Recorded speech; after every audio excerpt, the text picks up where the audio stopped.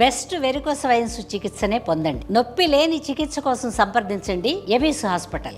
నమస్తే రమగారు. నమస్తే జయ. రమగారు, మనము ఒక పొద్దు ఉంటాం, ఒక్కొక్కరు ఒక్కొక్క రోజు మనకి అనుకూలంగా మన ఇష్ట ప్రకారంగా ఉంటూ ఉంటాం కదా. అప్పుడు ఏమైనా ప్రత్యేకమైన నియమాలు ఉంటాయండి ఆ ఒక పొద్దు పాటించే రోజు? జనరల్గా ఒక పొద్దు దేనికోసం ఉంటారు జయ?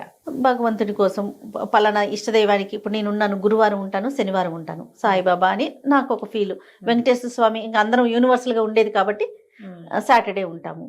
సోమవారాలు ఉండే వాళ్ళు ఉంటారు, సోమవారం, శుక్రవారం ఉంటారు, మంగళవారాలు ఉంటారు, బుధవారం కూడా ఇంకేదో వినాయకుడు కని అయ్యప్ప కని. బుధవారం తక్కువ వింటాం కదండి, బాగా వినేది మనం. ఒకటి సోమవారం, గురు, శనివారాలు కనపడతాయి. ఆదివారం ఒక పొద్దు వాళ్ళు కూడా ఉంటారు. అవును, ఉంటారండి, విన్నాను. సూర్యనారాయణమూర్తికి సూర్యుడి కోసం ఆదివారం రాత్రి భోంచేయరు. సాధారణంగా ఒక పొద్దు అనగానే పగలు భోజనం చేసి రాత్రి భోజనం చేయని వాళ్ళు కనపడతారు. అవును, అన్నం తినరు, తద్భిన్నం ఏదైనా తింటారు. ఒకటి, ఏ దైవాని కోసం మనం వారం ఉంటున్నామో ఆయన కోసం అన్నం మానేయటమే కాదు, పొద్దున పూజ చేసుకోవడం కూడా ఒకటి పాటించాలి. ప్రధానంగా ఏ దైవం కోసం మనం ఉండదలుచుకున్నామో ఆయన యొక్క ప్రార్థన చేసుకోవాలి ఉదయకాలం. అప్పుడు కదా మనకి ప్రోగ్రాము సక్సెస్ అయ్యేది. ఎప్పుడు చేయాలి? అంతేగా కదా. ఊరికే శనివారం ఉపవాసాలు మేమేం తినాం అంటే చాలా సరిపోదు. దాన్ని దైవారాధనతోటి కూడిన ఒక పొద్దు ఫలితాన్ని ఇస్తుంది. ఒట్టి ఒక పొద్దు రాత్రిపూట టిఫిన్ తింటాం అనేది ఉంది చూడు, ఉపయోగం లేదు. ఎందుకు ఆ పని? నువ్వు అన్నం మానేయడానికి ఏదో ఒక దేవుడి పేరు చెప్తావా? తప్పు కాదు, అది పొరపాటు. ఉదయం అర్చన పెట్టుకోవాలి తప్పకుండా. అప్పుడు మనం వీరి కోసం వదిలేసిన ఒక పొద్దు, ఆ ఒక పొద్దుది సాటిస్ఫై అవుతుంది, సరిగ్గా అవుతుంది, అది అవ్వాల్సిన విధిగా. అలా ఉంటే బాగుంటుంది. ఈ సోమవారాలు ఉండేవాళ్ళు పగలు తినకుండా రాత్రి తినేవాళ్ళు కనిపిస్తారు అప్పుడప్పుడు. ఇందులో మళ్ళీ కొన్ని పర్వదినాల్లో ఖచ్చితంగా ఒక పొద్దులు వస్తాయి కదా. అవును, రెండు పొద్దులు ఉండే ఏకాదశి వేరే కదా.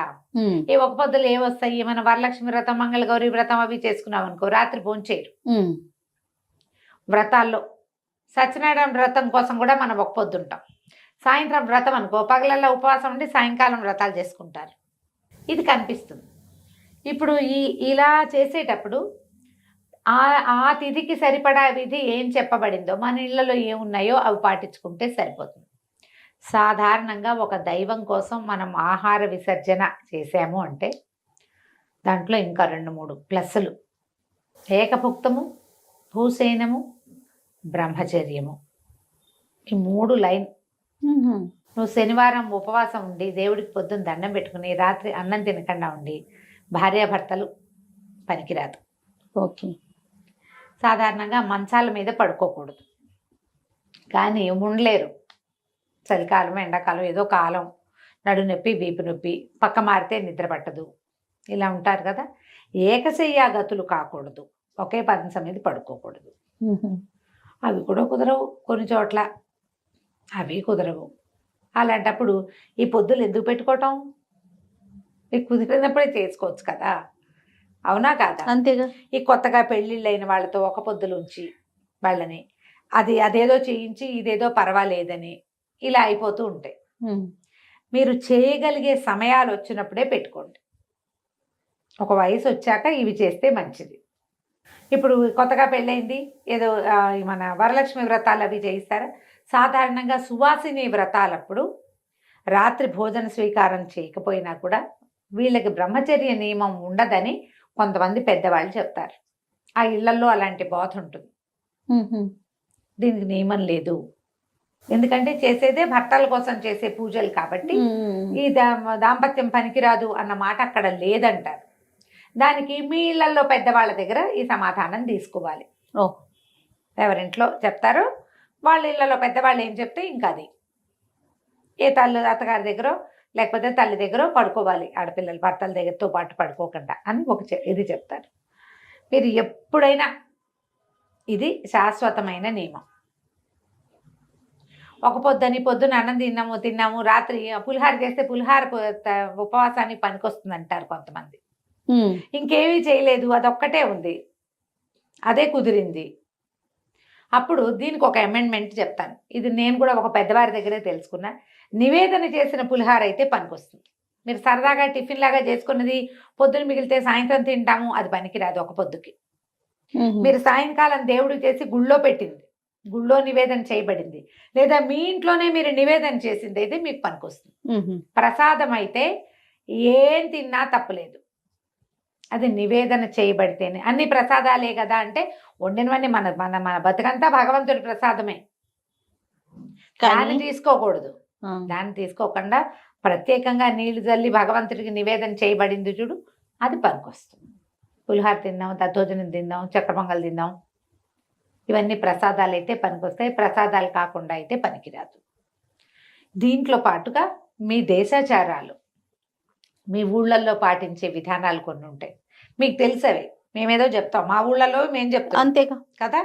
ఈ మా ఊర్లో మీ నెత్తి మీద నేను రుద్దకూడదు, నా ప్లేస్ లో ఉండే వాళ్ళు ఎవరు చేయకూడదు. అది చక్కని మాట రమ్మగారు, ఇది మాత్రం అది రుద్దకూడదు. ఇప్పుడు నేను నాది చెప్తా, నాలాంటి విధానం ఉన్న వాళ్ళే అది పాటిస్తారు, నాలాంటి విధానం కాదు నీది.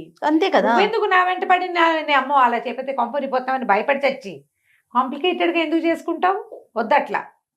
మీ ఇళ్లలో ఏం పాటిస్తారు, మీ ఊళ్ళలో ఏం పాటిస్తారు, మీ గుళ్ళో ఏం పాటిస్తారు, లేదా మీకు పురోహితుడు అయ్యగారు ఉంటాడు, ఆయన ఏదో చెప్తాడు, అటు నడవండి. కానీ నియమం పెట్టుకోండి. ప్రధానంగా మనం ఒక పొద్దు ఉండటం అంటేనే నియమం కదా.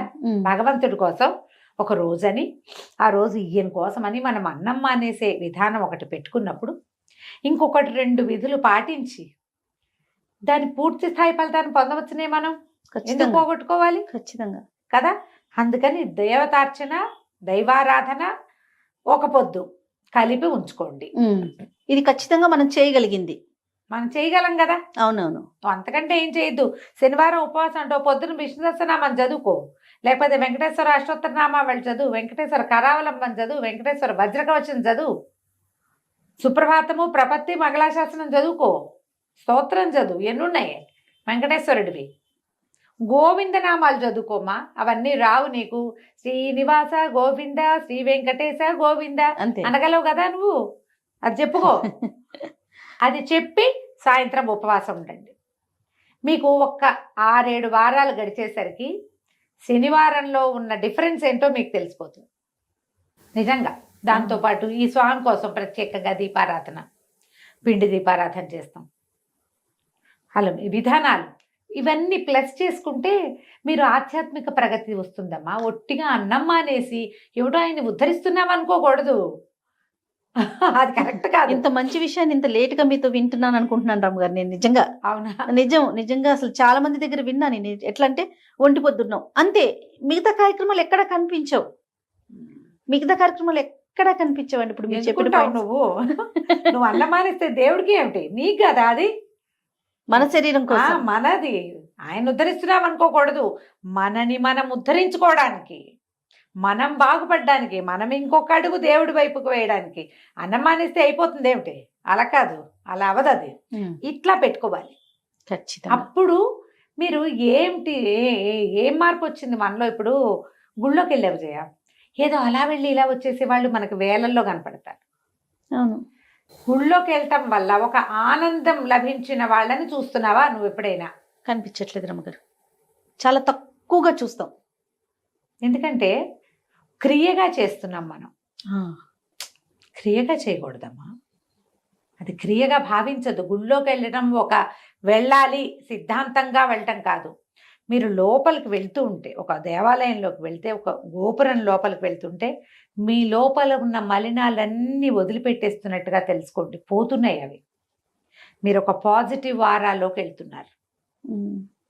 లోపలికి వెళ్తాం, దండం పెడతాం, అక్కడికి వెళ్ళాక వాళ్ళవి వీళ్ళవి నగలు, నాణ్యాలు, అలంకారాలు చూస్తూ ఉంటాం. చూసావు, ఎక్కించుకోకు, దాన్ని వెంట తెచ్చుకోకు. నువ్వు వెంట తెచ్చుకోవాల్సింది ఏంటి? ఈ లోపల తిరిగేసరికల్లా నువ్వు ఆ భగవంతుడు చుట్టూతా ఉన్న కాంతి వలయాల్లోకి ప్రయాణం చేస్తున్నావు. అది నీలోకి వచ్చేసినట్టుగా తెలుసుకోవాలి. నువ్వు అది ఎప్పుడు తెలుసుకుంటావు? అది క్రియగా భావిస్తే తెలుసుకోవు. నేను చేయవలసిన విధి ఇది, నేను బాగుపడడానికి ఉపయోగపడే విధి. నన్ను భగవంతుడు దగ్గరికి తీసుకుంటున్నాడు తనలోకి, ఆయన నాలోకి ప్రవేశిస్తున్నాడు. ఈ భావాలు రావాలి. భావం ఎప్పుడు వస్తుంది జయ? నువ్వు తదేక ధ్యానం ఉంటే భావం వస్తుంది, లేకపోతే ఏటా వస్తుంది? నువ్వు ఊరికే క్రియగా వెళ్ళిపోయి టకటక వెళ్ళిపోయి ఇవి తీసేసుకుని అదేమిటి బఫే భోజనం లాగా అలా చేస్తే ఎట్లా? మీ ఒక పొద్దులు కూడా బఫే భోజనం లాగా చేయకండి. అప్పుడప్పుడు అట్లా అయిపోతూ ఉంటాయి. మన ఇంటికి ఎవరో చుట్టాలు వస్తారు, మనమే ఏదో ఊరు వెళ్తాం, బోల్డ్ పనులు ఉంటాయి, వ్యవహారాలు ఉన్నాయి, ఆ రోజు ఏదో ఫంక్షన్ కూడా ఉంది, ఇవి జరిగిపోతాయి. అప్పుడప్పుడు అయినా అందులోకి ప్రవేశించే విధానం చూడండి. కరెక్ట్గా మీకు ఆ రోజు మీరు సాయంత్రం పడుకున్నాక మీకు తెలుస్తుంది. ఇవన్నీ ఎలా తెలుస్తాయి జయ? దేవుడు మన అనుగ్రహించాడు, మన కరుణించాడు, అవన్నీ ఏంటి కనపడతాయి మనకి. మనం మానసిక ప్రశాంతత చెప్పేస్తుంది రమ్మగారు. మన శరీరం మనకి చెప్పేస్తుంది. నువ్వు ఎప్పుడు చెప్తుందమ్మా అది? మనం వింటే కదా. వినాలంటే దాని మీద దృష్టి ఉండాలి. మనం పూజ అవి అనగానే జయ జనరల్గా మన ప్రజలు, నువ్వు నేను తేడా లేదమ్మా దానికి, అందరమును అలంకారము బ్రైట్గా చేయటము, బోల్డ్ పువ్వులు, బోల్డ్ ప్రసాదము, జనాల్ని పిలవటం, బొట్లు, కాటకలు, తాంబూలాలు, అందులో కొబ్బరికాయ పెట్టేవా, అరటిపళ్ళు పెట్టేవా, ఇక్కడే ఉంటుంది. అక్కడే ఆగిపోతాం. చెయ్యండి అవన్నీ, ఆగిపోకండి. దాన్ని దాటి భగవంతుడి వైపుకి నడిచే ప్రయాణం మీద దృష్టి పెట్టండి. ఒక క్రియ చేస్తున్నాము, ఏదో మంత్రం చదువుతారంటే ఆ మంత్రం సీప్ అయిపోవాలి లోపలికి.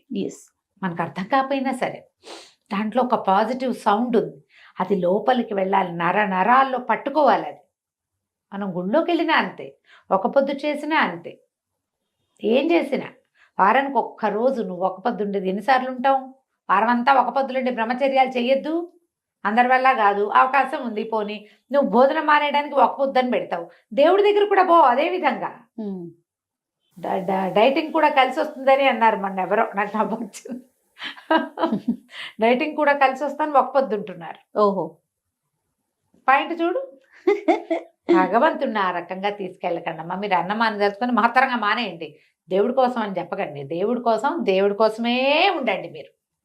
దానికోసం పొద్దున్నే కౌశల్య, సుప్రజ, రామ అని నాయన ఈరోజు శనివారం ఏదో ఇంతే చేయగలుగుతాను అని ఓ దండం పెట్టి, రాత్రి వాళ్ళ శనివారం నేను అన్నం తిన్ను, అర్ధరాత్రి 12 అయ్యాక తినచ్చు లాంటి దిక్కుమాల లాజికల్ చెప్పకండి. దౌర్భాగ్యపురా ఎప్పుడెప్పుడు రాత్రి అవుతుందా, ఎప్పుడెప్పుడు మింగేద్దామా అని చూడకండి. ఇకేం శనివారం, మీరు మీ శనివారమును దిక్కుమాల శనివారాలు ఎందుకు వచ్చింది? అది ఎందుకు వచ్చిన ఉపవాసం అమ్మా అది? నిజమే కదా. జనాలను ఆ రకంగా చెడగొట్టకండి ఆయన, దయచేసి మీకు దండం పెడతాం. మీరు ఆధ్యాత్మిక ప్రగతి సాధించకపోతే పీడాపోయి మమ్మల్ని అయినా సాధించినవి కొంతమందిని, కనీసం మేమైనా వెళ్తాం కదా. 100% అండి. ఇలా అర్ధరాత్రి అయితే తినొచ్చు లాంటివి చెప్పొద్దు, వాటి వెనకాల వెళ్ళొద్దు. మీరు దేవుడి కోసం ఉండదలుచుకున్నారు, దేవుడి వెనకాల వెళ్ళండి. మా వెనకాల కూడా రావద్దు, అంతే. రాకండి, మాకేం అభ్యంతరం లేదు. దేవుడి వెనకాల వెళ్ళండి, ఆయన కోసంగా ఉన్నాము. అవును కదా, అవునా? ఈ టైం దాటితే ఇవేవో తినేయచ్చు లాంటి భావజాలాల్లోకి దయచేసి వెళ్ళకండి అమ్మా. మీరు ఒక పొద్దుని ప్రశాంతంగా చేసుకోండి, ఎక్కువ పెట్టేసుకోవద్దు. వారానికి 1 or 2 times పెట్టుకోండి. ఆ దేవుడికి ఫలానా అని పొద్దునే పూజ ఏదో చేసుకోండి. పొద్దున కుదరలా, ఆఫీసు హడావిడి ఉంది, సాయంకాలం వచ్చాక ఒక దీపం పెట్టుకుని, ఒక దండం పెట్టుకుని, ఒక ప్రార్థన చెప్పుకుని, ఒక అపరాధం చెప్పుకుని, ఏదో ఒక బెల్లం ముక్కో, చిన్న పటిక బెల్లం ముక్కో చూపించి రాత్రి భోజన విసర్జన చేసేయండి. ఎంత బాగుంటుందో జీవితం, చాలా ప్రశాంతంగా వెళ్తుంది. సరిగ్గా ప్లాన్ చేసుకోండి ఒక పొద్దుల్ని. మీరు ఏ రోజు ఉంటారు అమ్మగారు? ఒక పొద్దు ఖచ్చితంగా ప్రతి శనివారం ఉంటాను జయ. ఇవి కాకుండా ఏకాదశులు, సుప్రభాతము అవన్నీ వెంకటేశ్వర స్వామికి అప్పగించగలిగిన అన్ని స్తోత్రాలు అప్పచెప్తాను. సాయంకాలం ఏం తిన్ను. నేను మార్నింగ్ బ్రేక్ఫాస్ట్ కూడా చేయను, బ్రేక్ఫాస్ట్ లేదు. ఒకసారి ఇది సాయంత్రం కుదిరితే ఏదైనా, ఇంకోళ్ళు ఎవరైనా కూడా ఉంటే ఏదైనా తింటాను, చిన్న టిఫిన్. లేకపోతే సాధారణంగా టిఫిన్ కూడా తినేదో 1 or 2 పళ్ళు అంతే. ఏకాదశులు ఎలాగో ఉంటాయి నాకు. శనివారం వెంకటేశ్వర స్వామి కోసమే అంతే. దానికి పొద్దున ఖచ్చితంగా తలంటి పోసుకోవటము, తైలంతో దీపము, చదువుకోవటం, ఏదైనా నివేదన చేసుకోవటం, ఇవన్నీ కామన్ గా, ఇవన్నీ చాలా సహజంగా, ఇదేదో విశేషంగా చేయటం కాదు, సహజంగా జరిగిపోతుంది. అలా వెళ్ళిపోతాయి. రోజువారీ కూడా నేను కమలా కూర్చు కుంకుమతో అనకుండా కుదరదు నాకు. రోజువారీ అది ఉంటుంది. వజ్రకవచం అవి కూడా రోజు చెప్పుకుంటాను. ఇప్పుడు ఈ రోజు శనివారం మాత్రం సుప్రభాతము, స్తోత్రము, ప్రపత్తి, మంగళాశాసనం మొత్తం ఫుల్ లైన్ చకచక అలవాటైపోయింది. అది రైట్ రామ్ గారు. నమస్తే. నమస్తే జయ.